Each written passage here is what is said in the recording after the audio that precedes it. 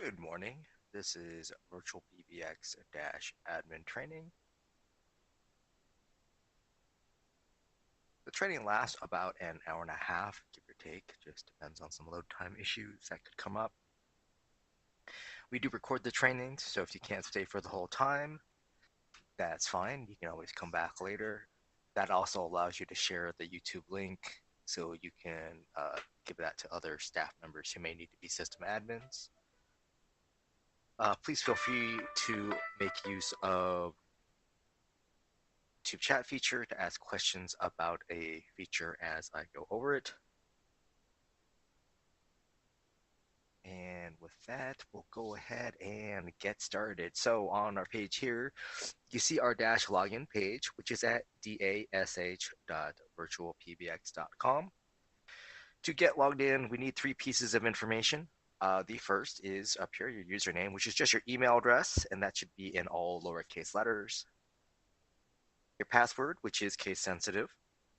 And then lastly, your account name, which is typically your business name, organization name, could be your own name, and that is not case sensitive. Now, if you can't log in, if you forgot your info link here, just above the sign-in bar, you can just click on that, flips the box around. You still need that email address, no matter what. And then down here, one of these two pieces of information, not both, right? So again, either the account name or a phone number that's on the account, and that's a customer-facing phone number.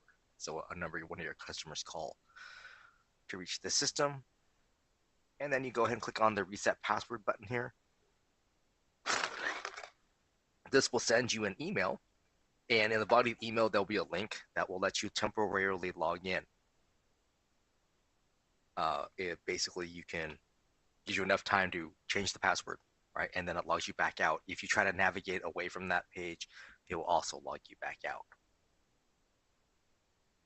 But once you change your password, you come back to the login page and you type in that new password. And you also have the option here to click on Remember Me. So we'll go ahead and get signed in. Now I'm using a test account that I log in with on a regular basis.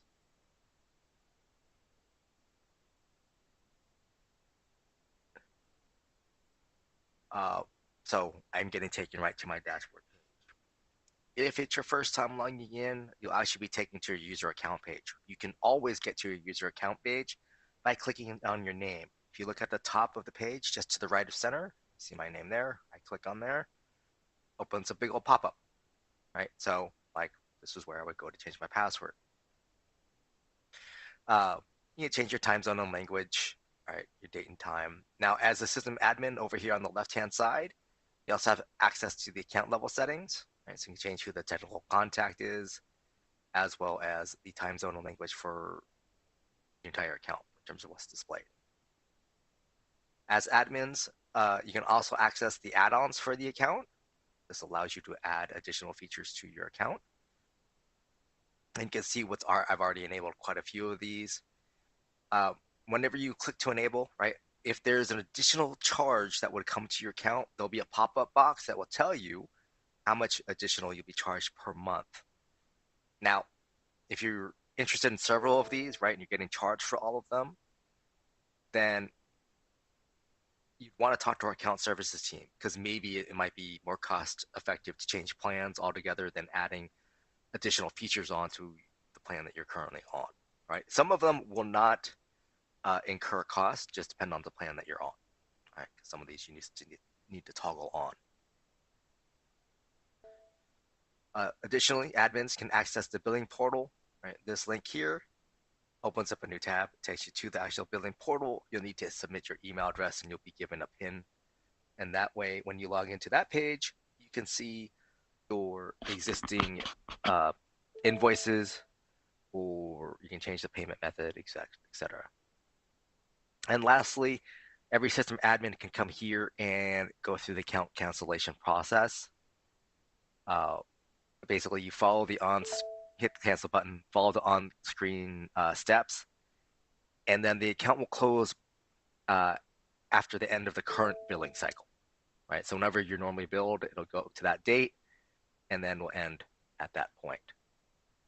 right? If you need to cancel immediately, you would want to contact our billing team, right? Billing@virtualpbx.com. When you're done here, just click on the close button at the top right, closes that pop-up, and here you're on our dashboard page. Now, again, at the top, click on your name to access those account page settings. To the right, most of us are going to have this D&D toggle, right? D&D standing for do not disturb. Basically means you're not accepting calls, right? Now, it's a toggle, so I can click on that and it will be mostly black, meaning now I'm accepting calls at that juncture. All right, here we have the little phone icon. This opens up a new tab and takes me to webphone.virtualpbx.net.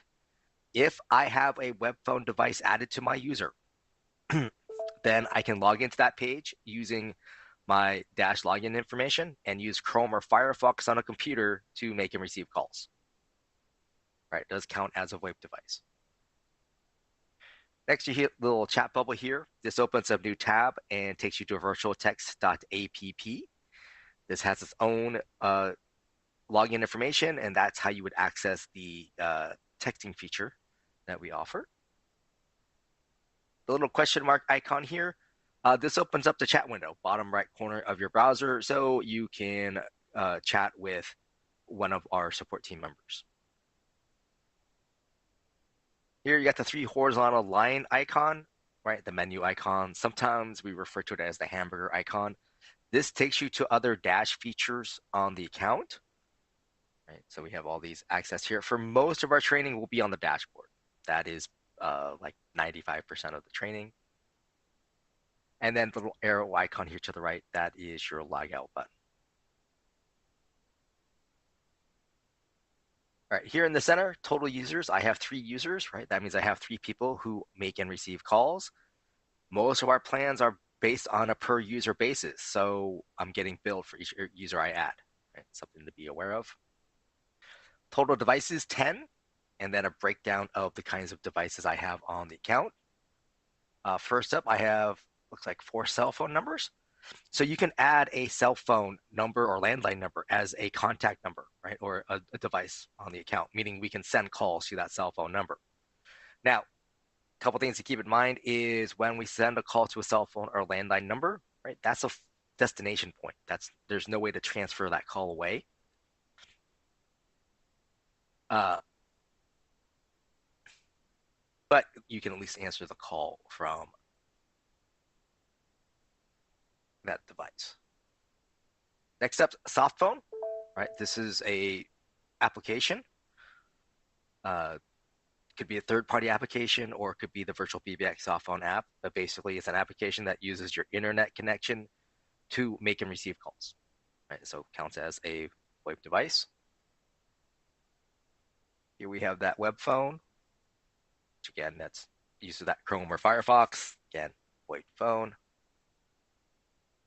A SIP phone, this is a hardware device, but it is a VoIP device, right? So it connects via an Ethernet cable, typically to get to your internet connection to make and receive calls. But beyond that, it's a phone, right? You pick up the handset, enter the numbers, and dial away. Unregistered devices, this means I have turned one of my phones off on my dashboard here. It means basically I'm not using it temporarily for the most part. Total numbers, I have 16 phone numbers on the account.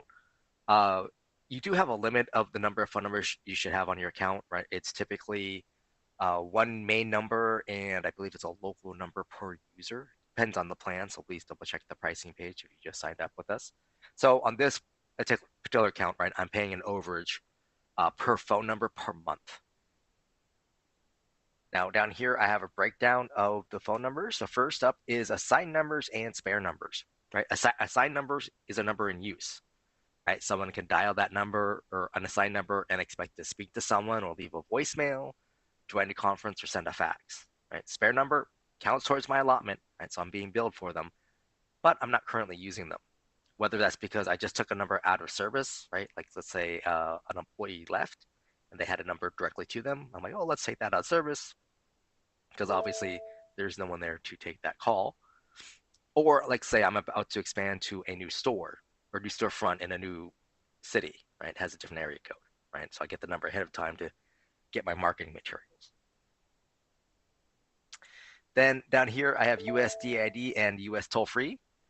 US toll free is US Canada toll free, right? 800 number, 888, all the way down to 833 currently.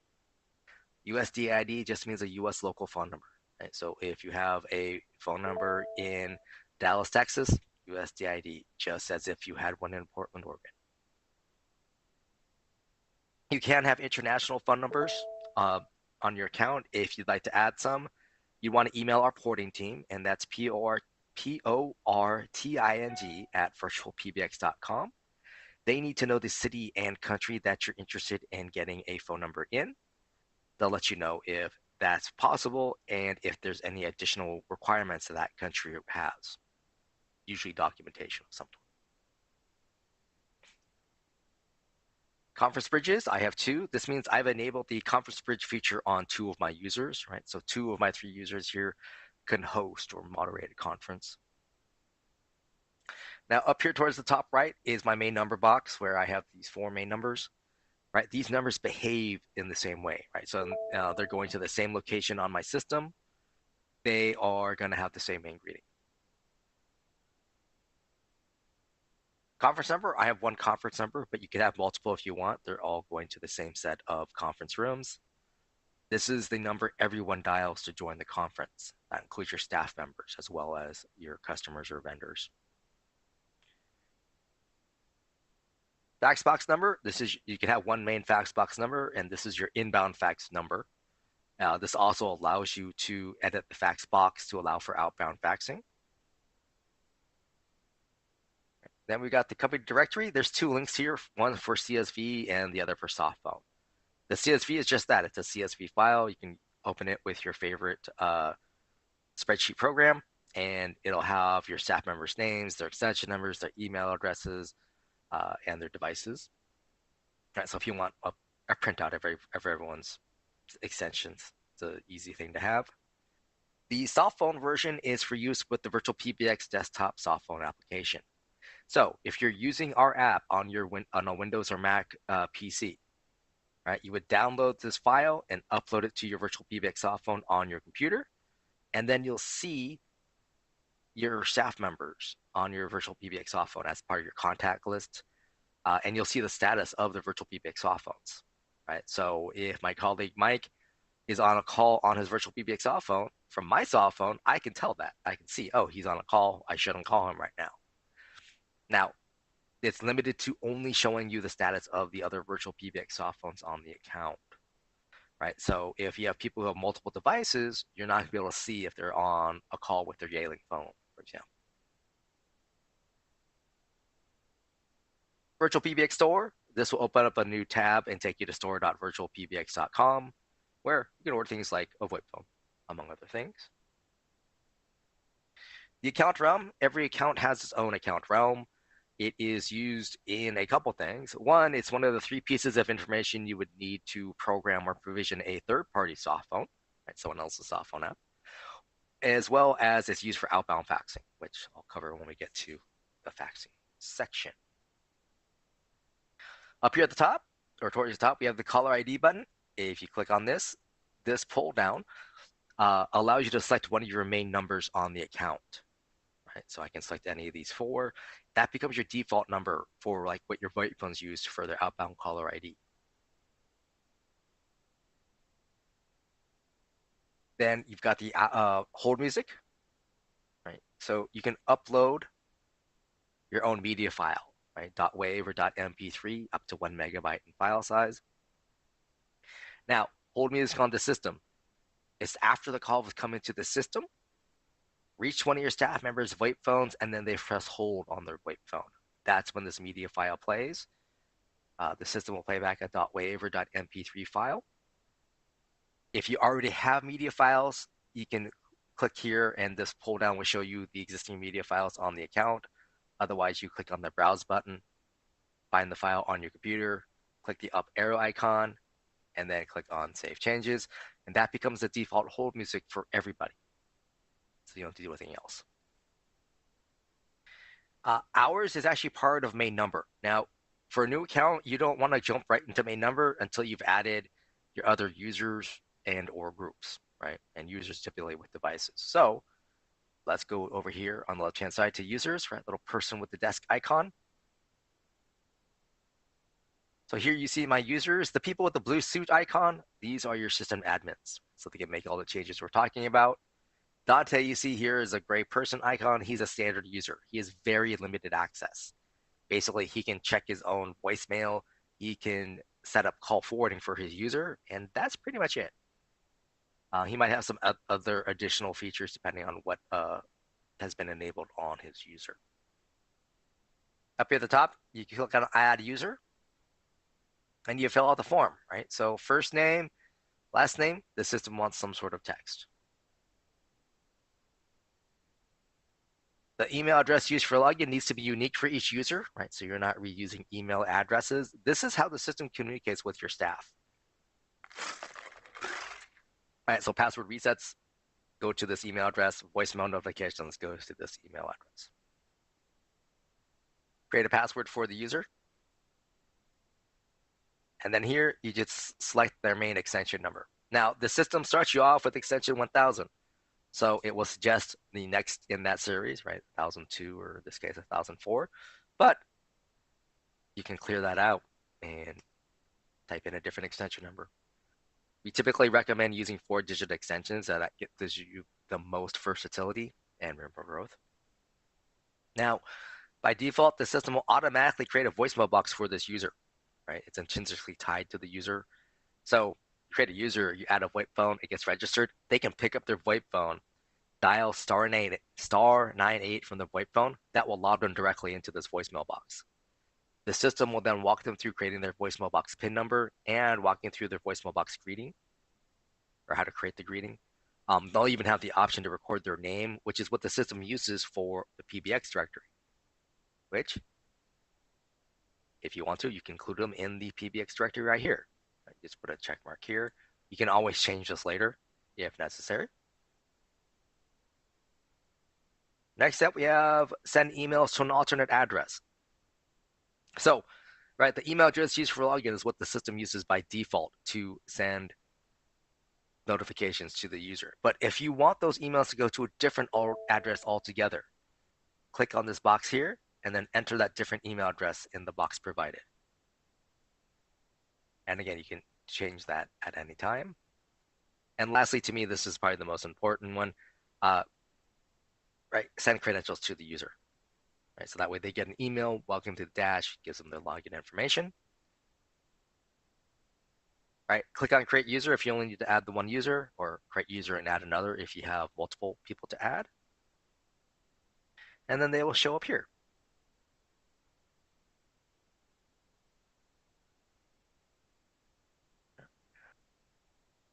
You can always come back and click on a user's name, right? So you can change their name if necessary, right?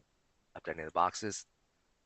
Here is where you would change their credentials, right? So you can change their email address and or their password. You can also click right here on this link, and that will send them the password reset email directly, right? So then they can get logged into that login page and change their password. And then click on Save Changes if you made any. Here you can change the voicemail box PIN number for the user, right? Just enter 4 digits and then Save Changes. Here's your option to send to an alternate email address, right? Here's the option to be in the user directory.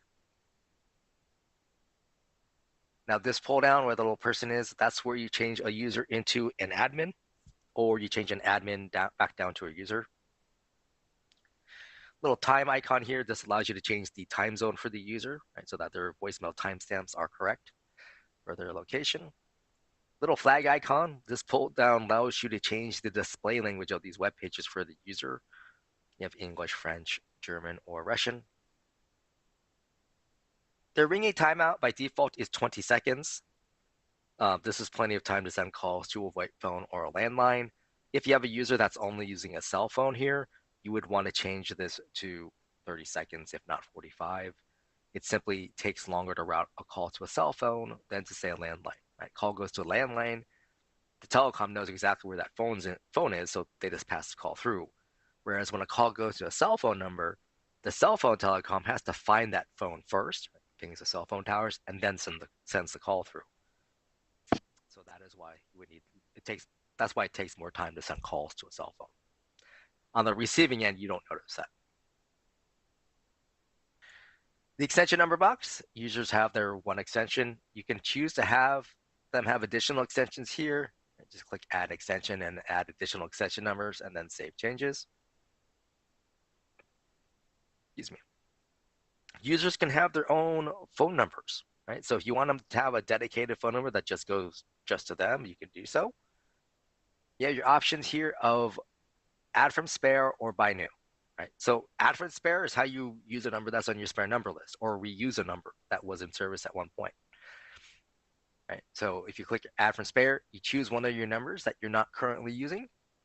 So like this 725 number, for instance, I click add selected, and then I would click on save changes, and that would save my changes.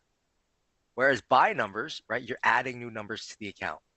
When you click on it, you have local or toll-free to choose from.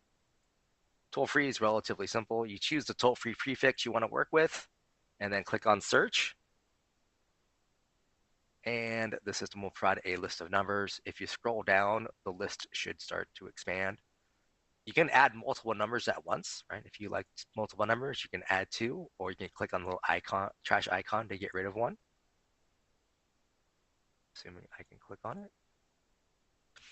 And then you would click on buy numbers to add the number to the account. Local, you need to know the area code you want to work with.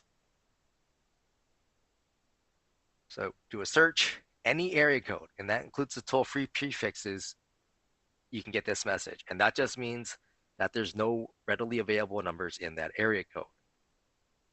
So what you would want to do in this instance is use your favorite search engine and do a search for area code 310 overlay. And you will be told that that overlay is 424 in this case. And then you'll see that there's numbers available. Again, same process. Click add and then click by number. Once you click on by number, you're actually adding the number to your account, right? If you just add it to the cart, you're not reserving the number or anything. Someone can actually complete the process and buy the number before you complete it. You also have this little gear icon next to every number. First up is caller ID. So here you can update the outbound caller ID name or the C name. In this box here to the right, you've got, you can enter up to 15 characters. It counts spaces as part of the 15 that we associate with your number. Here you have the option to accept inbound CNAME, right? So people's CNAME information would show up on your staff members' phones, and then you click on Save Changes. Now, for the outbound CNAME, right, we can only control what we send out.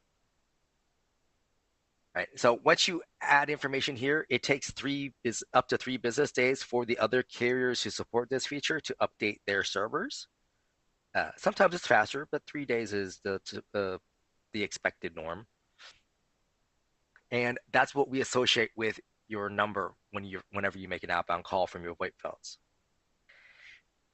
However, not every carrier supports this feature. So it's possible when you make an outbound call, a carrier between us and destination doesn't support the feature, which means it doesn't get through. The most common thing that comes up, though, is when you're calling a cell phone. The cell phone carriers typically do not support CNAME. And what happens then is they receive the call and they send the phone number through, but not the name, right? So then on their, so if you're calling a Verizon cell phone, right? Verizon sends the number through to the person you're calling. That's all they see. This comes about because several of the cell phone providers, they want to charge their subscribers an additional monthly fee in order to have that CNAME information show up on their cell phones. Right? And that's not something we can control. That's their business model. The cell phone providers are also the ones who put that telemarketer or spam risk name instead as well. Next up, E911. Each phone number can have its own E911 address. This allows you to then assign a specific phone number to specific VoIP phones for the purposes of 911 only, right? So that way, uh, your staff member Bob, he works from home. You can have his VoIP phone have a phone number that has his home address as a 911 address. So if he ever has to call 911 from his VoIP phone, emergency services gets his address, not your corporate headquarters address. Prepend is a VoIP phone feature. This allows you to enter text that shows up on your staff member's VoIP phone's displays in front of the caller ID. Right, so that gives them a heads up about what kind of call they're getting. So like if you type in the word direct, right, the word direct would show up on their phones and then the caller ID of the person who's calling in. And so they would know, oh, this is someone who's called my number directly versus like your main number. One thing to know about phone numbers on a user is that these phone numbers are available 24/7. Right? There's no hours of operation. Next up, we have the device box. Right? This is where you would add a device to a user. First up is SIP phone. Right? This is that physical piece of hardware. You have these manufacturers to choose from. Some have a lot of models. Some have like a dozen. Right? So choose the make and model of the phone you want to work with. Give it a name, right? Bob's phone, warehouse phone, just something so you recognize which phone it is. And then the MAC address. Every phone has its own MAC address, typically a sticker on the back of the phone. If the phone's plugged in, you can also get this information under like the basic settings or the status settings. You would enter that information here and then click on create device and then click on save changes. After that, click on the device box again and click on the device name. You get this box here, right? So this is my Yealing phone. You want to go to advanced and then select miscellaneous. And where it says allow reprovision, click this unlock button. You'll get the screen notification message. Click on save changes and then save changes again. So now you've told our system, hey, I'm going to reprovision this phone, right? Get it ready to be working. In our dashboard, you're done. However, you need to access the phone's web user interface. Typically, that means getting the IP address of the phone, entering that IP address in the address bar of your web browser. Right? The computer and that phone should be on the same network. Log into the web UI and basically give the phone a URL. Right? Say, hey, go here to get your config file. For the specifics of that, go down to the show notes and you'll see a document, the auto provisioning phones document, and that will give you the specific URL as well as the syntax, right? And some other settings to check, and it has screenshots of these various manufacturers. All right. Next up is cell phone, and this would also apply for landline, right? Give it a name, right? So, like Bob's cell phone. And then in the number, put +1 area code and phone number, those spaces, dashes, or parentheses, excuse me. Click on create device, and then click on save changes. And we see here, I've got this David cell here, right? Gave it a name, and here's how the number should look. +1 area code and number. If we go to the advanced options, we uncheck this right here, right? With the bottom two options checked and the top one unchecked, this is the default setup for a new cell phone or landline. So what happens, right? Call comes in to my user, goes to my cell phone, right? My cell phone rings. When I pick up, I'm going to hear a message saying, this is a forwarded call. Please press 1. When I press 1, I'm telling the system, yes, I'm here, and yes, I want to take this call. It then connects that inbound caller to me, right? And then we can begin to speak. That's great if the phone number I added is actually getting to a person who answers, right? But let's say I've contracted with an automated answering service to answer my calls for like after hours use. So they give me a phone number. Say, hey, just send calls to this phone number and we'll handle your calls. In that instance, right, I would take that phone number and add it to my system as either cell phone or landline. But after I add it, I'd come here to these advanced options, and I'd want to put a check mark here for allow use of cell phone's voicemail, right? And then click on save changes, and then save changes again. So what happens is now when I send calls to this device, right? If we go to advanced, instead of like when I pick up, right, the call just connects. There's no message about this is a forward call. Instead, it's just here's pickup tone, answers call, which is what you would want if you're sending calls to an automated answering service, right? Because it's automated. It doesn't know to press one, right? It's not a person. That's why you would want to do this. If this is my actual personal cell phone and I have the setting set, that's fine. The danger, or I guess potential issue, is if my cell phone voicemail picks up, right? That's still a pickup tone. So the system treats it like a connected call. So that inbound caller ends up on my personal cell phone's voicemail. Now, some people want that, but some people don't. Just depends on personal preference. The other thing that can come in handy is this one, keep original caller ID. By default, this is on, meaning that if customer Mary calls, right, comes in and gets to my user, on my cell phone, I see customer Mary's phone number. Now, in the US, we're heading into an election. We're in an election year. So as time goes on, I expect to get a lot more robocalls, right, from various political figures or proposition groups, whatever. I'm probably going to answer my call less often than I even do now, right, just because I won't recognize the number. So to avoid that, right, because then I might miss a business call, you can do is uncheck this one, right? Click on save changes, etc. So what happens is when a call comes in to my cell phone, instead of seeing their phone number, I see this phone number I selected here for my main number. So hopefully I would recognize my main number and answer the call, because then I think it's a legit potential business call.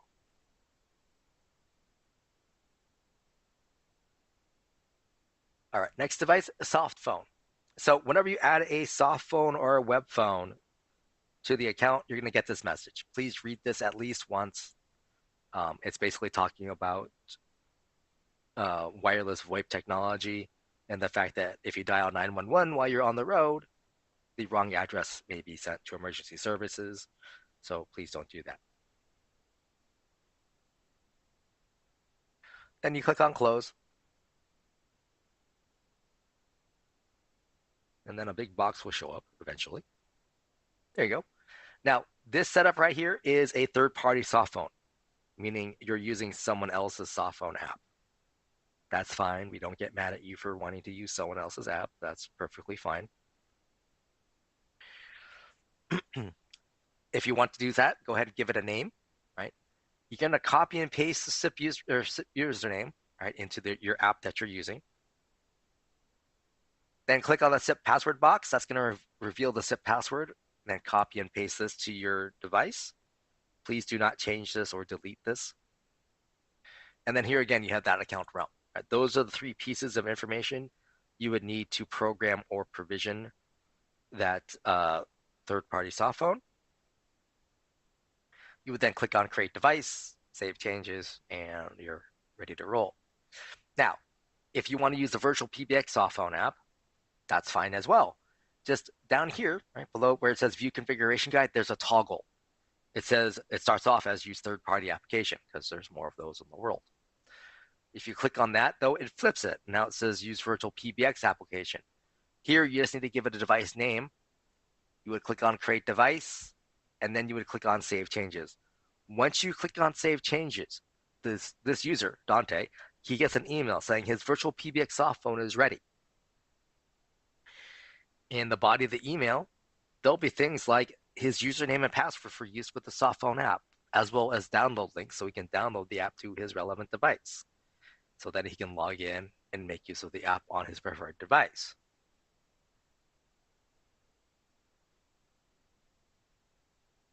if you want to make use of the VirtualPBX soft phone, you have to add it directly here to the user. You cannot add it anywhere else. Right, and this will come up later when we get to the devices tab. The other thing I want to cover here is the web phone. Again, you get that warning message. You just need to give it a device name and then click on create device and then save changes, right? The web phone uses your Dash user's login information, right? Same email address, same password, same account name. So it needs to be associated with the user in order to work properly.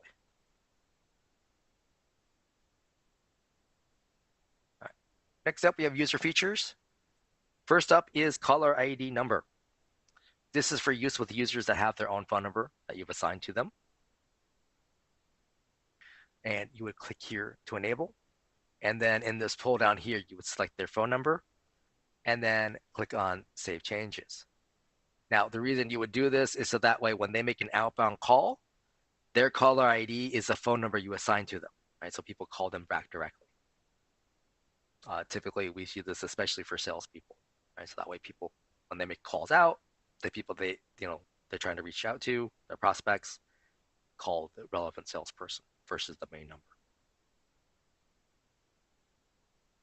Voicemail box, you added the voicemail box to the user when they were created, and this is default settings for a voicemail box. Now, voicemail boxes can hold up to 100 messages. After that, they are full and cannot accept any more. And by default, you have 3 ways to listen to a message, but 2 ways to manage your voicemail box. First way to listen is because, well, we have this voicemail to email enabled. So what happens?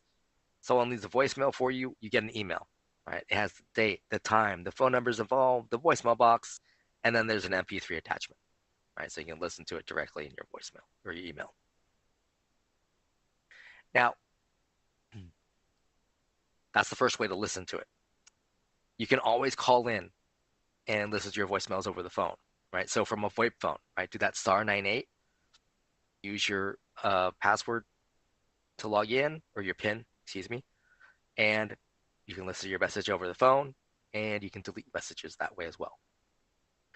All right, from a non-VoIP phone, you can call in to your main number as long as it goes to your virtual receptionist, which we'll get to shortly. And when you hear the main greeting play, you would hit *97. The system will then ask you for your voicemail box number and then the voicemail box PIN number, and then you can listen to your messages that way. And then the last way to check your voicemail messages is via your user portal, right? So under the menu icon, you have this little user portal icon here. This takes you right to your voicemail tab, right? So you can play back your messages. You can delete them or download them here. If you click on the box at the very front, that allows you to change the status.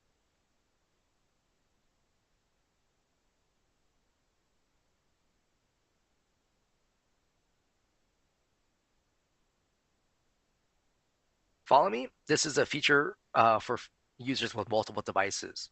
You would click to enable, and this allows you as an admin to determine how their devices are going to ring. Right? It defaults to everything as do not ring, right? Because it wants to know which devices do you want to make use of. Uncheck the ones you want to use. You see a little green bar show up. You can click and drag this bar to the right to give it a ring time for each device. Up here at the top, these are timestamps. Right? It defaults to 120 seconds. You can change that to 75. Now, you also have a distribute button. If I click on that, it equalizes the time between these 2 devices. I can also click and drag these devices. Right? Now, I change the order. It's still starting with my soft phone first, but if I click distribute, now it starts with my web phone. Now, one thing to keep in mind is if I assign this user to a group, a call from the group ignores the follow me settings. It's going to ring all 3 of my devices all at the same time. Likewise, if I don't enable this feature, right, so I leave it white, whenever a call comes to me, all 3 of my devices ring until I pick up on one of them.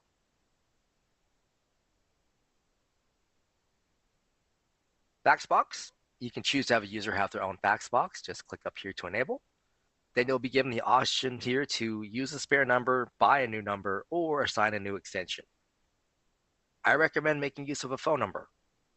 This will give you the most versatility for that user in terms of they can both send and receive a fax.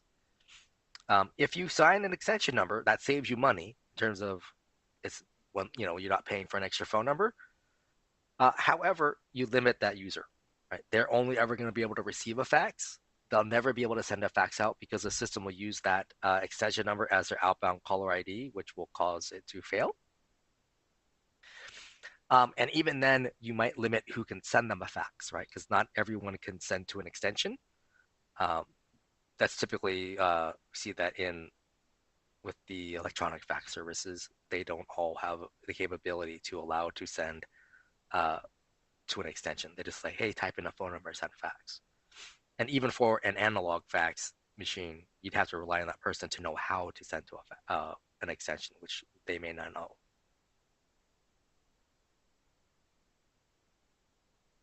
Oh, oops. Um, in terms of sending a fax out, however, the instructions are right down here. Right, put in the destination number. So +1 area code and phone number, right? No spaces, dashes, or parentheses. The @ symbol, and in this case, it would be the account realm. And then you need to attach a PDF or TIFF file and click send.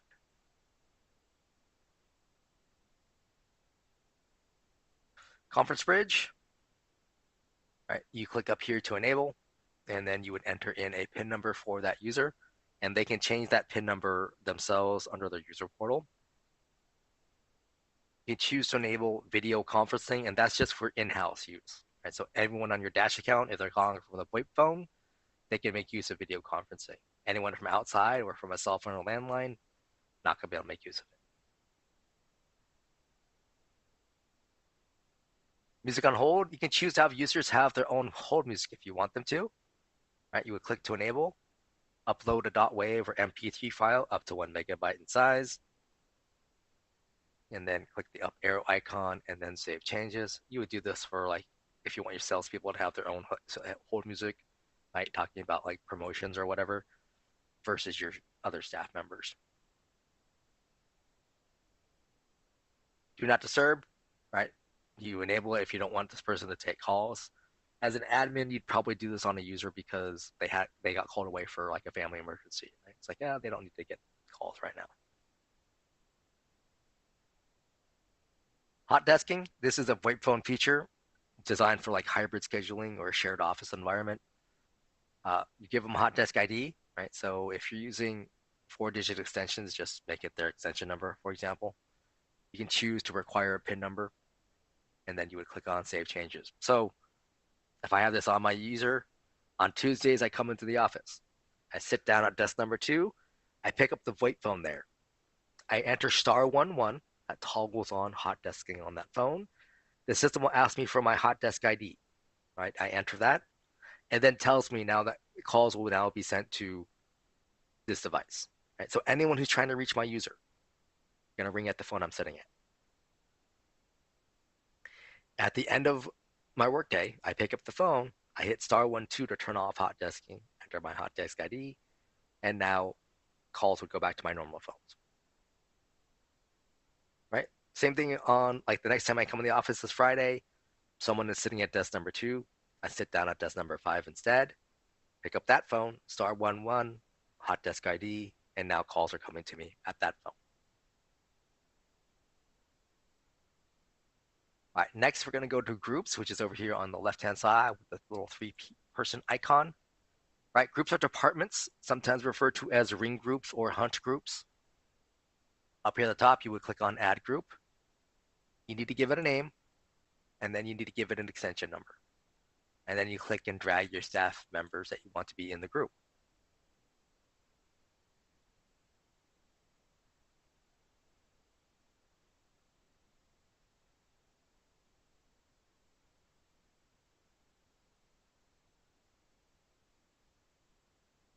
Right, and then you'll click on Create Group. Once a group is created, you can click on its name. Right, you can always change the name anytime. Not a big deal. Then here you've got the group call attempts and those little arrows here where you can increase or decrease that as necessary. And this is how many times the system will offer the inbound call to your members of the group.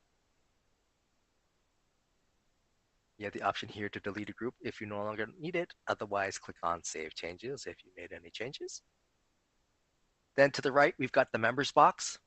Right, this shows all my members in the group and how I'm offering calls to them. So in this case, this is referred to as a ring all or blast ringing, right? So I'm ringing all of my staff members at the same time for the same amount of time. Whoever picks up the call first gets it.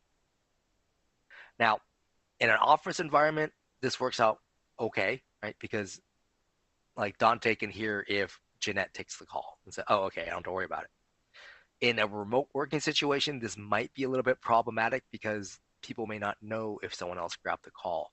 So they may think they have a problem with their phone or with the system, right? So, if you have something like Slack or Teams, you can double check, hey, did so-and-so get a call from this number, right? Just to make sure.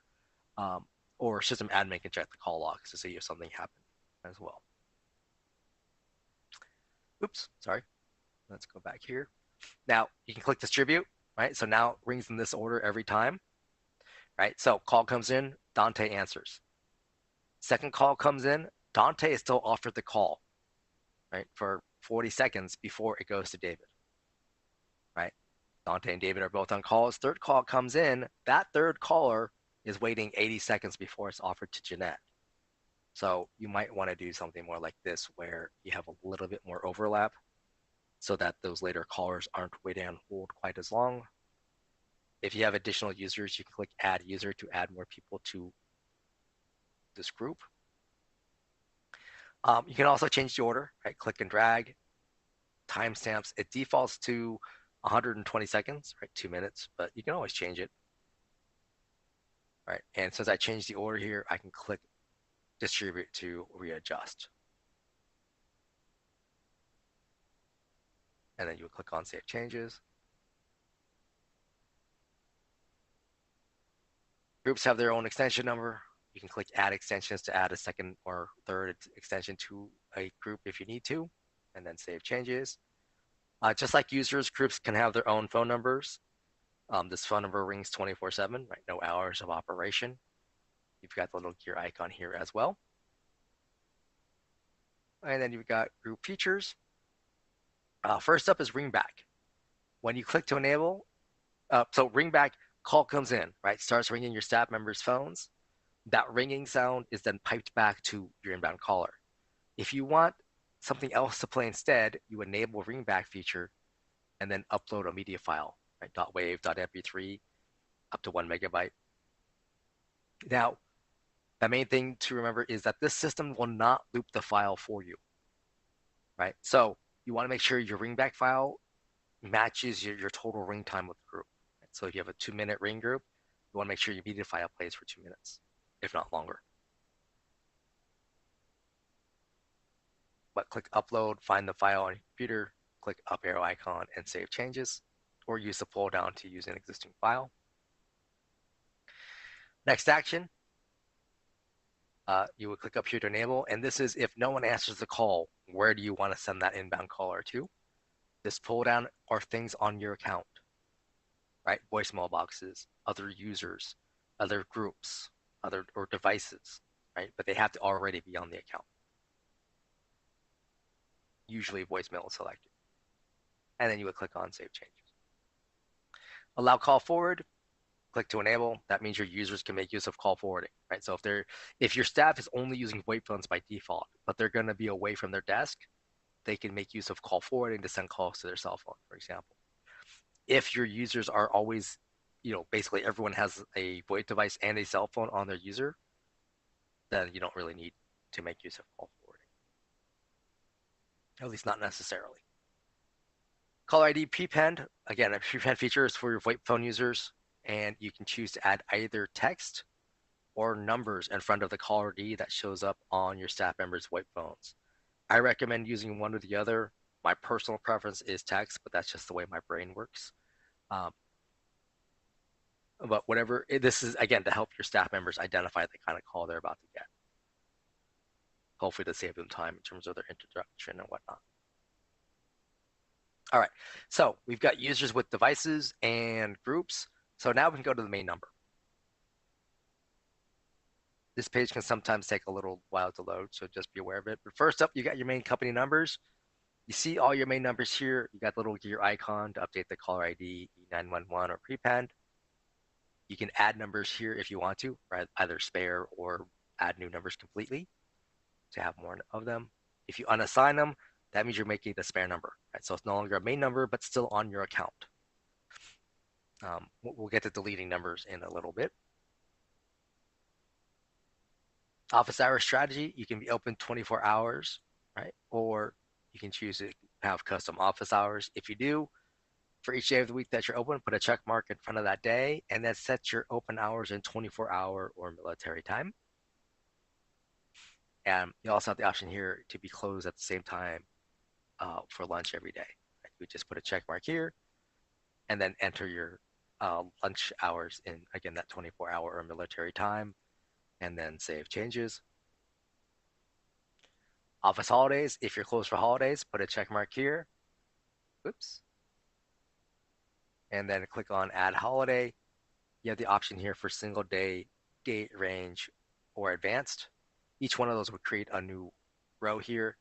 So single day, like Christmas Day, give it a name, choose a month and a date, and then save changes. Date range, like I have here for holiday, start date, end date, save changes. Advanced is like I have here for Memorial Day, where I give it a name, I choose the month. This second pull down, I have the options of 1st through 5th, as well as last, and then the day of the week, and then save changes. If you need to get rid of a holiday, click on the little trash icon here, and then save changes. Incoming call handling. So for my main numbers, how do I want the system to handle calls during my open hours, during my after hours, and during my holidays?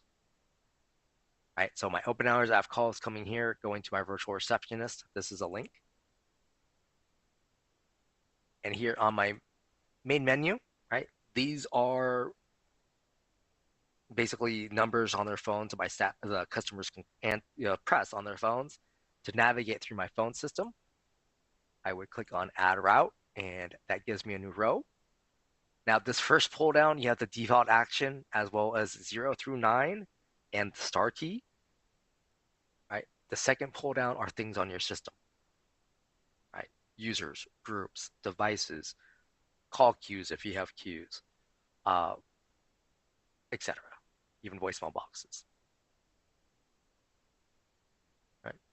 Over here on the right, greetings. Right? This is where you say thank you for calling, typically your organization name. And then you want to give instructions, right? Pressing 1 gets you where, pressing 2 goes here, that sort of thing. So that way your staff member or your customers know where to go.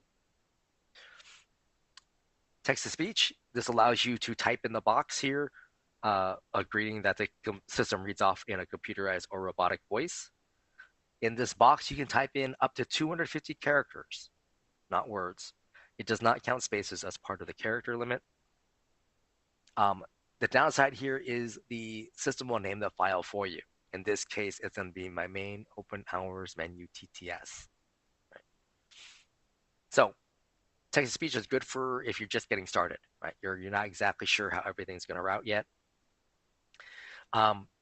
If you do make use a text-to-speech, after you create it, on the left-hand side, you're going to want to click on the Greetings tab, find, in this case, that main open hour menu TTS file, click on the little wrench icon, and change the name, right? Just so that we have something different, so that's easy to recognize. You can upload your own file, right? .wave, .mp3, up to 1 megabyte, excuse me. Click on Choose File, click on Update, Save, and Save Changes. Choose from an existing recording. This pull down will show you all the media files on your account, right? Hold music files, main greetings, voicemail greetings. So that's why you want names that are easy for you to pick out.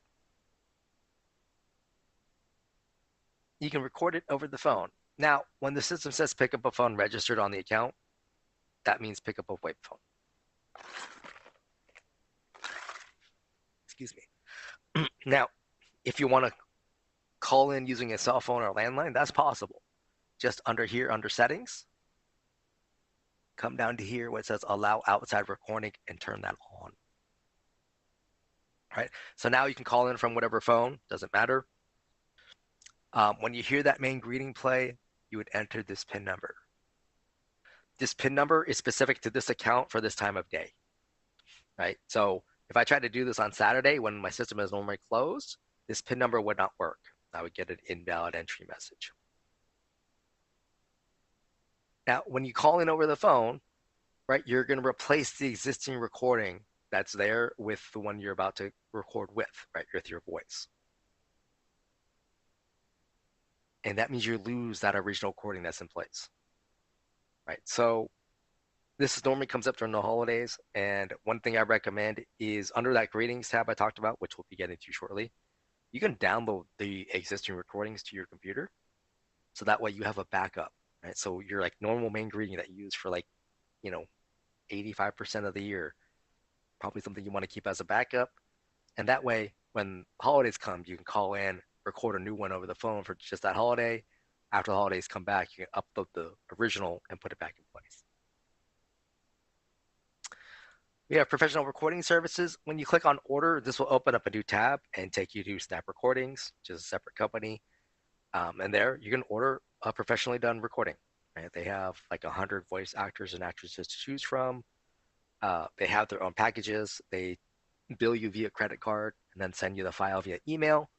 So then you would come back up here to upload your own file, like update, save, and save changes. All right, so settings. First up, number of retries on missed dial. This is how many times your inbound caller can make a mistake. Right? They're given one attempt by default. Right? So anything I add here is on top of that. So in this case, I have one, right? So that means my inbound caller can make 2 total attempts before the system will cut them off, basically. Dialing timeout, this is how much time the system waits for an additional button press. The system defaults to 10, which to me is way too long. I usually recommend taking it down to 5, if not down to like 3. Right? In this case, when I take it down to 5, that means like the inbound caller presses 5. Right? The system waits an additional 5 seconds and says, "Oh, you're done." There's no menu option 5. Then checks if there's an extension number 5. If none of those exist, then it's, basically the green would play again. Give them a second attempt. Let's say they press 7 the second time. System waits 5 seconds. Still no menu option 7, no extension number 7. In that case, the system would then send that the system would say, "We did not recognize your entry," and then transfer the call to my default action. Right now, if I remove the default action, on that last attempt, the system would say, "We did not recognize your entry," and then says goodbye and ends the call.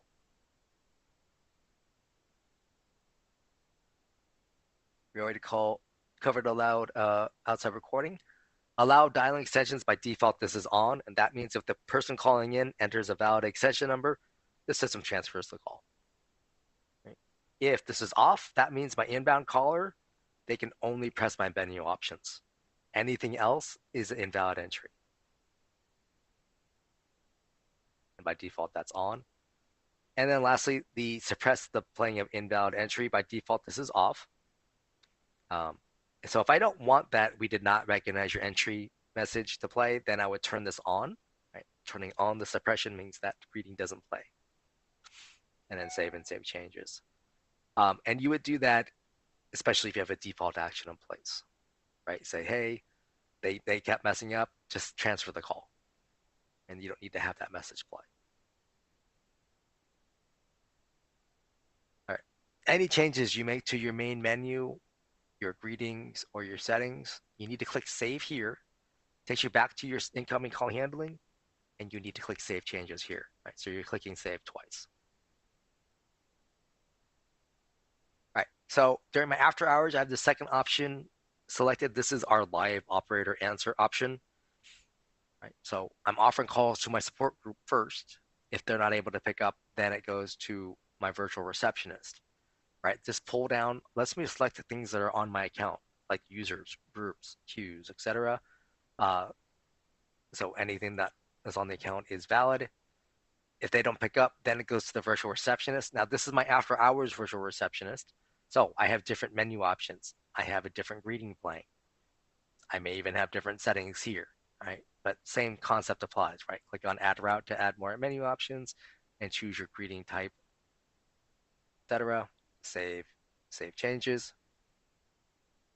During my holidays, I have this third option here where I'm saying, hey, don't offer it to anyone first, just send it straight to voicemail.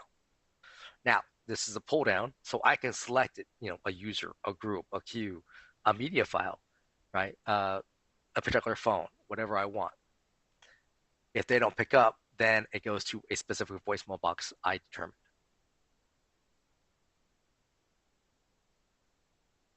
And in this case, the skip to voicemail is only shows up on this option. It's at the very bottom.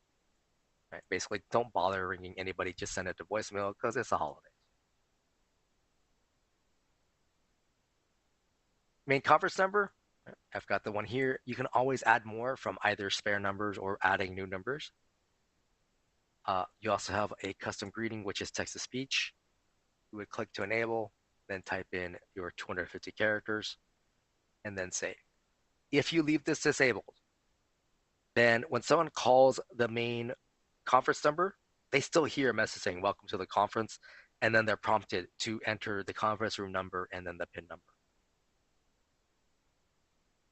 The main fax box number, you're only allowed the one main fax box number. That's why there's no options to add more. And once you have a fax box number, you can edit the fax box. So here, you have the inbound notification email. Right? In the box here to the right, you enter an email address, and that email address gets sent an email every time a fax comes into the system.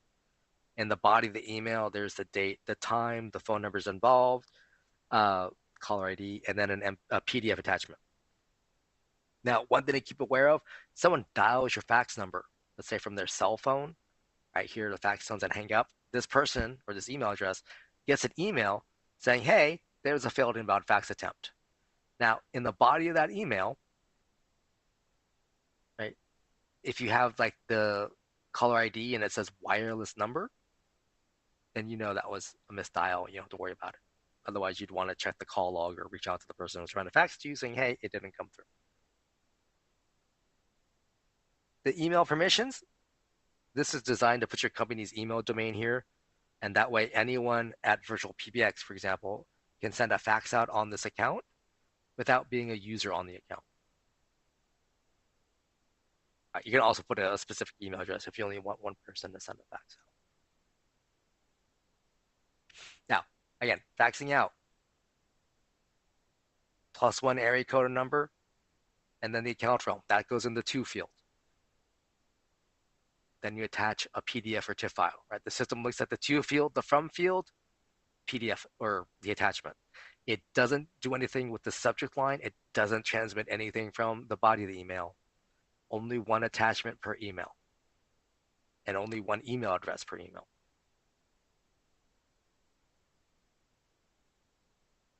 All right. Auto attendance, this is a plan specific feature or an add-on feature. This allows you to create secondary attendance. You would do this because if you want to do something like submenuing, right, press 1 for English, 2 for Spanish, you would then create those as auto attendance. Or if you have multiple businesses, right, and you want those multiple businesses on the same account, right? But obviously, if you have different businesses, they have their own main numbers and their own greetings. So up here at the top, you would click on Add Attendant, give it a name, give it an extension number, and then click on Create Attendant.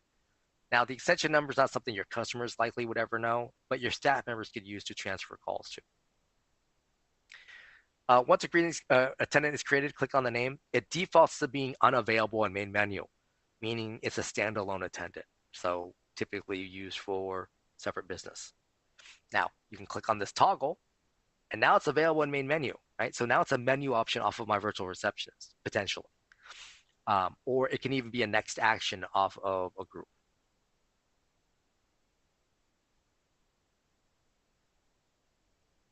Phone numbers, right? Auto attendants can have their own phone numbers, either add from spare or buy new, and you've got the little gear icon here.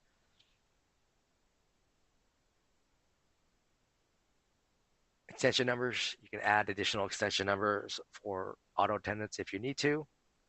And then you have the little wrench icon here under settings. You see I have open hours, after hours, and holidays. This matches what we set up under the main number, right? But in all instances, they go to the virtual receptionist, right? So you would, again, click on the menu options to give you menu options to where to go. You've got your greeting options and then your settings. Click on save and save changes.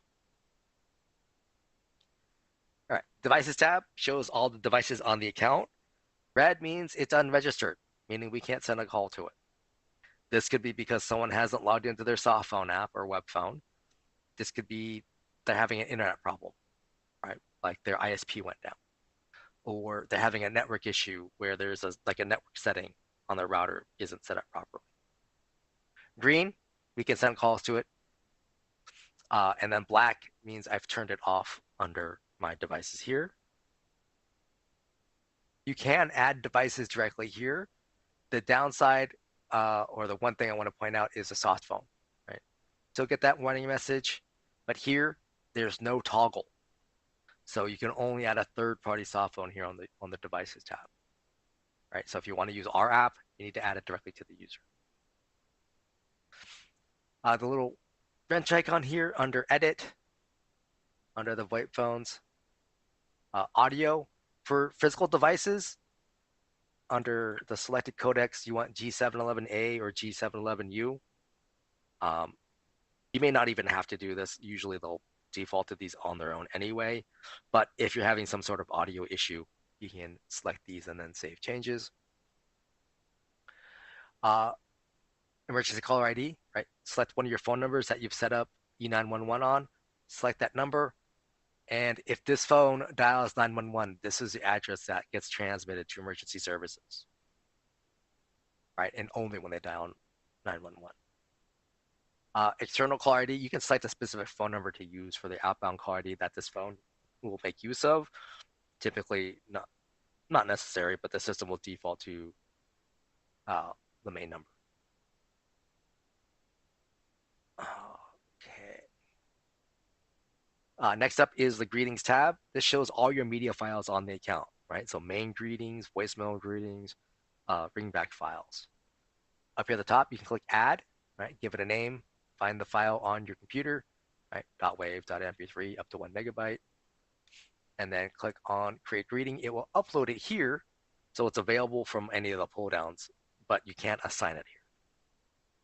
Now, right, you've got the name of the file and then the source, right? TTS means text to speech. Upload, you uploaded the file. Recording means it was recorded over the phone. Now, little play icon here, right? You can play next, hit the play button next to any device, or any greeting here, and it'll play it back directly in your browser. If for some reason it doesn't play back, or you want to keep a backup copy, you've got the download, right? So click the little down arrow icon here. You will download it to your device. So again, if you had problems with the playback in your browser, then you could use your media player on your device to listen to it. And again, for your typical main greetings, I recommend downloading them so you have a backup copy locally, especially if you record it over the phone. The little edit icon here, right under wrench, this is where you would change the name, or you can completely get rid of it if you don't need it anymore. Next up is the numbers tab. This shows starts off with numbers in use, right? Shows you where your numbers are assigned. You got the little gear icon here to update the E911 or PPAN for every number. Spare numbers, these are the numbers you're not using, which means these are the ones you can get rid of from your account easily. Right? Once it's in spare, you can delete it. Until it's in spare, you have to unassign a number first. But once it's unassigned, you can click on the box in front of the number. Right. So I've got 2 selected. Then I've got the option to delete up here. Says, are you sure? Confirm the deletion. And now I have 2 less phone numbers on my account. And again, I have the little gear icon here if I want to. Voicemail boxes shows all your voicemail boxes on the account. The ones with entries under user means that was a voicemail box created with the user. You can create your own voicemail boxes up here at the top. Just give it a name, a voicemail box number, and a PIN number, and then click on create voicemail box. Right, you would do this especially for your groups or call queues, so that way you're not using a personal voicemail box for them. Now, one thing to keep in mind, the voicemail box number is not the same as an extension number. So if someone calls my main number and gets to the virtual receptionist and dials 3333, they are not getting to this voicemail box. Now, if I make a menu option, I make menu option 8, go to this voicemail box, that will work, right? But just entering 3333 will not get you anywhere unless it's an extension on the system as well. Also, you would need the voicemail box number and PIN number to listen to voicemail messages over the phone, as well as update the greeting over the phone for that voicemail box. If we go to advanced, reading media, right, you can upload a media file, right, .wave.mp3, up to 1 megabyte in size, or select something that's already on the system. There's also a temporary file. So if you have something selected both in temporary and media, only the temporary file plays.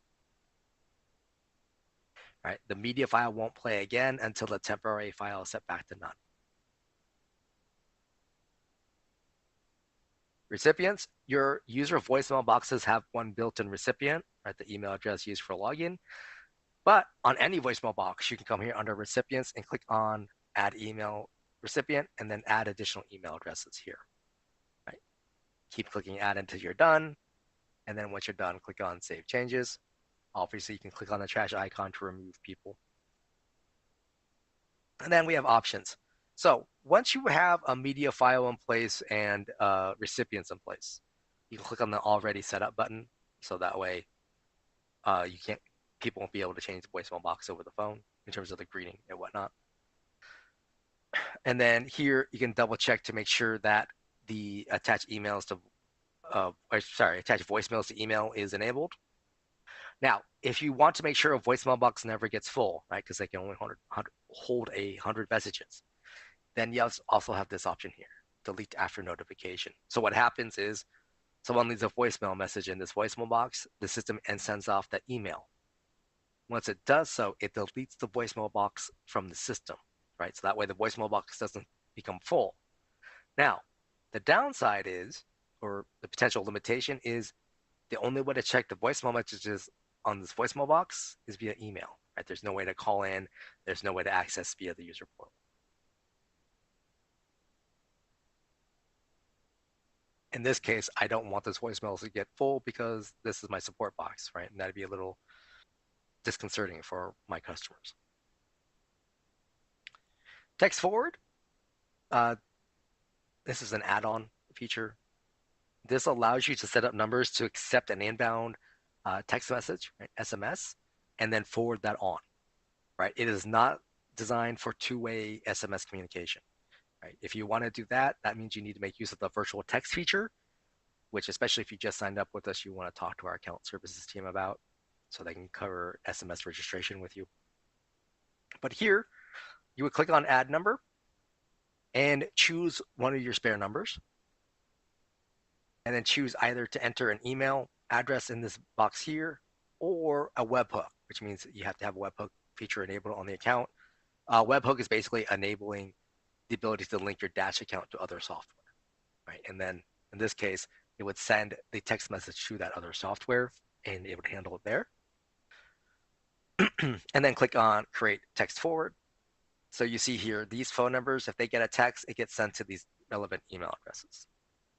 Now, once you've set up the text forward, then you can assign that number to like a user or a group or even as a main number.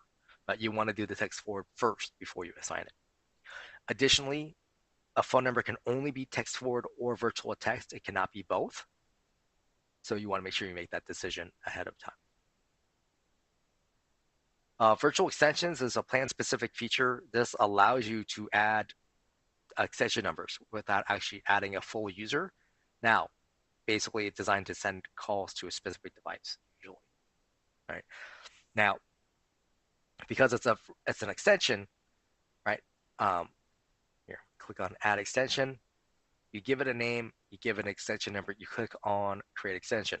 There's no email address here. So there's no built-in voicemail. There's no user features associated with it. And once you have a device here, right, you can't add anymore. So only one device.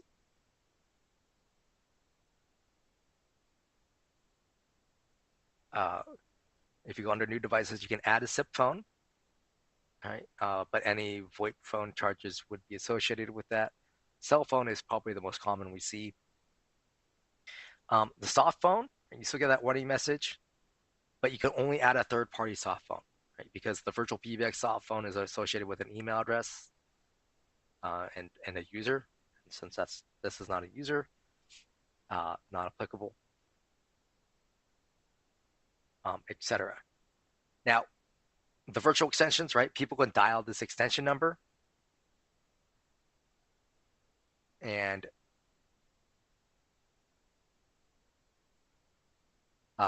reach this device, right? Now, if the device doesn't have built-in voicemail, then either the call is going to disconnect or they get the person picks up. Right? Otherwise, the call will just end. Um, and the virtual extension can also be a menu option off of your virtual receptionist. It cannot be added to a group or to a call queue because it's not a user. The call logs, this shows your call history on the account. You can have today, this week, this month, or custom, where you can change the date range. Right, each one of those is downloadable as a CSV file. So if you're good with spreadsheets, you'll get some more out of it. The green arrow to the right, that's a call coming into the system. And if you click on it, you can get sometimes some further details.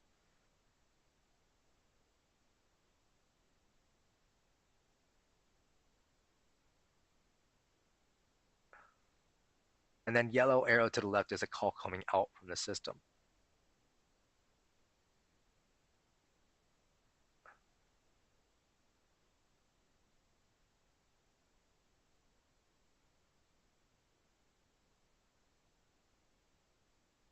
Now, you also have the little fire extinguisher icon here, which lets you report the call.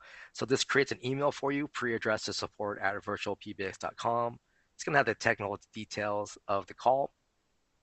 Please type in context, i.e., why are you sending this to us? Sometimes from the technical details, we're not going to know, right? It just looks like a normal call for us for the most part. But especially if you have like an audio issue, we're not going to know from the technical details.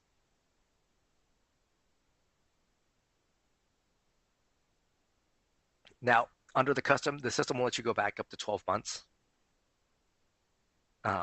If you need to go further than that, you can contact our support team and we'd have to escalate that up to our engineers, but they can only go back up to 18 months. After that, the data is not available. So if you need this, if your call logs for any kind of compliance reasons, you probably want to do this on a monthly basis. Feature codes. Feature codes are a way for your VoIP phone users to access dash features directly from their VoIP phone. I've talked about a couple of these during the course of our discussion today. Obviously, you can access this list here in your dashboard. If you go in the show notes, there's the support link. Forget what I labeled it here. But on that page, you'll find the you can do a search for feature codes or for the phone command cheat sheet, and that will allow you to see what these are. And the phone command cheat sheet has the context help. All right, up here in the menu icon, we're going to go over here to blacklists. This is an included feature. This allows you to create a list of phone numbers that you're blocking from reaching your staff members. So you would click edit blacklist over here towards the top right. Click add to create a new list, or you can select an existing list. Just make sure it has a name. Block anonymous. You can turn this off or on. By default, it's off. And that just means if we're not getting a valid caller ID, i.e. we're not getting a valid phone number of the inbound call, with this off, that means the call gets through. If I turn that on, that means they're not. And then beyond that, under here, you click add number, put +1 area code and phone number, no spaces, dashes, or parentheses. Keep clicking add until you're done. And then once you're done, right, click save here. Up towards the top right, click back to settings. Make sure your list is on the right-hand side under selected. Right, so you might have to click and drag it over. Even if it is already on the right, you want to make sure you click update. So any phone number that is on these lists, right, they'll reach your system initially, right? So they'll show up in your call log as a rejected call. But after that, they get busy tone, right? They're not going to be able to reach the staff members' phones or voicemails. Call recording. Did I skip? Oh, I might have skipped the call recording feature. Hold on, let's go back to users real quick. Sorry about this.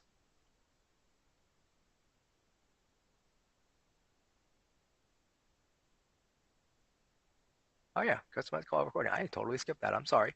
So you can choose to record calls that are coming to your users. So you click up here to enable. It starts off looking like this. Right. You can choose to record all your calls or select calls. Oops. Actually, normally you see something more like this. Right. So inbound internal, right? Dante called me. Right, coworker Dante. Inbound external means customer Mary called. Outbound internal, I called coworker Dante. And outbound external is I called customer Mary. And then you would click on save changes.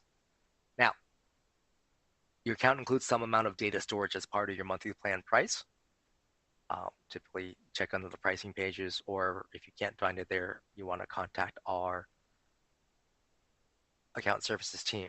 Now, we also have the option of AWS recording or AWS storage, right? So you can link your Dash account to your AWS account and store your call recordings there. Typically, we recommend that for accounts that have heavy call volume and want to record every call, or especially for our customers who are in the insurance field. There's a mandate to keep your call recordings for 10 years. In this case, this account is set up with AWS, and I can set up the call recording filter here. So here I can see my inbound and outbound calls, recording, playback, download, etc. Right? And these are stored with AWS. Now, if you're not using AWS, then the call recording link here, this would instead take you to recordings.virtualpbx.com, right? Opens up in a new tab, uses your Dash login information to log in, and you would manage your recordings on that page. Monitor plan specific feature. I don't remember if it's an add-on, but this allows you to see the status of your users on the account. Right? You can go by users or by the specific devices. Right? All available and who's busy. Right? It doesn't care what device they're using. It will show up whether or not they're here. Active inbound calls would show up. Each one would have their own little blue box, show you the phone number of the person who's calling in and who among your staff you're speaking to. Park calls would be if someone is making use of the parking feature codes. It will show the phone number of the person who called in, as well as the parking spot number. Excuse me. Reports. This is the advanced reporting feature. This would open up a new tab and take you to reports.virtualpbx.com, which has its own login information. In the show notes, you should see a link there for the advanced reporting demo. This allows you to create your own customer reports. It's an advanced version of the call logs. So check out that video if you're interested in. This is an add-on, or it could be included with your plan depending on the line that you're on. Voicemail tab can let you get to any voicemail box on the account. Right, so if someone tells you a voicemail box is full, you can get to it. So here as an admin, I can check the box. I can change its status up here. I can also move it to a different voicemail box if it's appropriate. Over here on the far right, I can play it back. I can also download the file. Integration AWS. this would need to be enabled in order to link it to your dash or to your AWS account. Um, and if you click on the little gear icon here, the access ID, the secret key, and the bucket, that's what we would need from AWS in order to link your two accounts together. And you see here, I have a test user. I have one for faxes and another one for new voicemail. Call center. This is call queues, ACD queues. If you in the show notes, you should see a link for the ACD queues Pro demo, which covers this feature. Call queues are an advanced version of groups. Right? You have different call routing options, like most idle, right? Who's been waiting the longest, uh, round robin to equalize out over time. Queues also allow your staff members to log in and out of the queue, as well as mark themselves away, right? So like they're away for lunch, they log out at the end of their shift. Um, Also, call queues as a manager, you can eavesdrop in on a call, right? So you can listen in, you can whisper to your agent if they need help, right? And that way the inbound caller doesn't hear it, or you can barge in if things are getting out of control. Dynamic caller ID, an add-on or plan-specific feature. This allows you to create rules to change the outbound caller ID for your VoIP phones. So here, for instance, give it a name. You select a phone number on your account.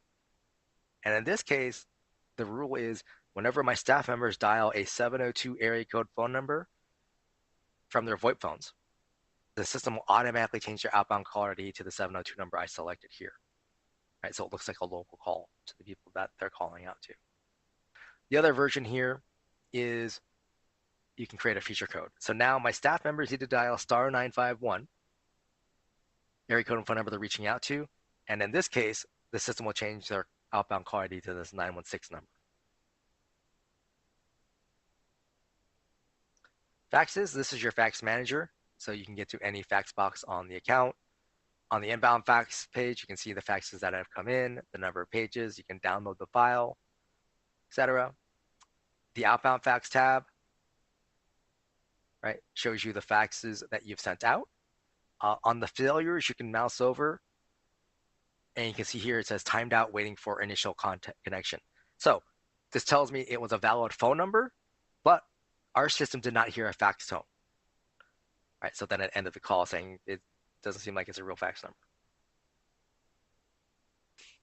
In which case you'd want to double check the phone number that you're sending to, and or try again. Right? Any failure you see here is a problem with the other phone number, communication with that other number. Now, the email to fax logs, if you see anything here, that means the system had a problem processing the request. So we didn't even try dialing out. So you can double check the email addresses involved to make sure they're proper format, or you can click on the little eyeball icon here to the far right, and you see here there was an error converting the attachment. So in that instance, you would just want to try again. Now, typically that means we do recommend like resaving the document, or if your software allows for it, export as PDF or download as PDF or save as PDF, something different than the original way that you created that PDF, just because there's some flexibility within the PDF standard.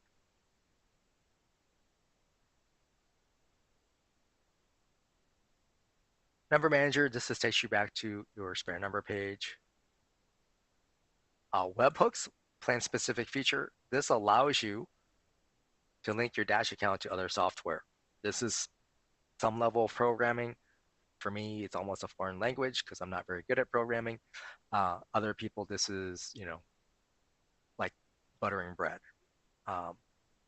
In the show notes, there should be a link there for the introduction to Zapier webinar, which covers some of webhooks. You can also go to developer.virtualpbx.com to see sample code of what we've done to link Dash to other software. SMS registration, you need to go through this process if you want to make use of the virtual text feature. Especially if you just signed up with us, you want to talk to our account services team about virtual text. So that way they can go over this with you. And then you would start the registration process by clicking the little register button here. And then you can see your registration status. And then the user portal. Every user has access to their own user portal. It starts you off on your voicemail page, right? So you can listen to your messages, download them, or change the status. Call history tab shows your personal call history. You can change the date range and go further back. Faxes only works for a user that has their own fax box, but they can see their fax history. The contact list, this is everything in your Dash account, right? Includes your feature codes, your auto attendants, your users, your groups, etc. This just makes it easier for your staff members to transfer calls. This is not something they can really edit in terms of they can't add or delete anything from it. They can change the order of what they see, etc. The conference tab, this is for users who you've enabled the conference feature on. Over here on the right is where they can update the moderator pin and participant pin number. These two numbers should be different, just for security purposes. Then they can choose to have people join muted or deafened, as well as play entry or exit tones. Over here on the left, while you're in a conference, the user can add or invite other Dash members to the conference. They can lock the conference so no one else can join, mute everybody, unmute everybody, or end the conference call completely. Also, while in a conference, each moderator and participant has their own little box. So the moderator can mute a specific person or even kick out a specific person. Then we have the settings and devices tab. Right, here's where your users can make use of call forwarding on their own. Right, just click on the little box here, +1 area code and phone number, and save changes. Now I'm call forwarding. Right, uncheck it, click save. Now I'm not call forwarding. And beyond that, I can see the status of my devices. And that is everything. I haven't seen any questions come up, so I'm going to go ahead and end the stream. I thank you for your time today, and we'll be back next Tuesday